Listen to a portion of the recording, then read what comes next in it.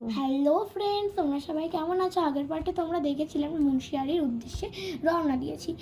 দেখো আমরা মুন্সিয়ারিতে পৌঁছে গেছি। মুন্সিয়ারি ওয়েদারটা প্রচণ্ড বাজে ছিল, প্রচণ্ড বৃষ্টি হচ্ছিলো কন্টিনিউয়াসলি, পুরো পাহাড়টা মেঘে ঢাকা আমরা পেয়েছিলাম।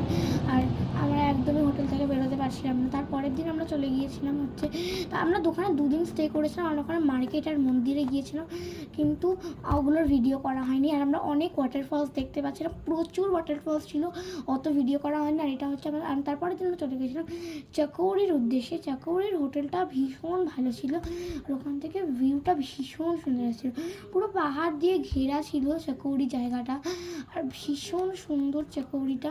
আমরা ওখানে কিন্তু ভালো ভিউ পেয়েছি, ভালো সব কিছু পেয়েছিলাম। আর চাকৌরিতে আমরা একদিন স্টে করেছিলাম, বাট মুন্সিয়ারিতে আমরা দুদিন স্টে করেছিলাম। আর তারপরের দিন আমরা ইকো ভিনসারের উদ্দেশ্যে বেরিয়ে পড়েছিলাম। ইকো ভিনসার যাওয়ার পথটা সব জায়গাতেই যাওয়ার রাস্তাটা এত সুন্দর, কি বলবো। সেরকম ইকো ভিনসারে যাওয়ার রাস্তাটা প্রচণ্ড সুন্দর ছিল। দেখো আমরা এখন যাচ্ছি ইকো ভিনসারের উদ্দেশ্যে।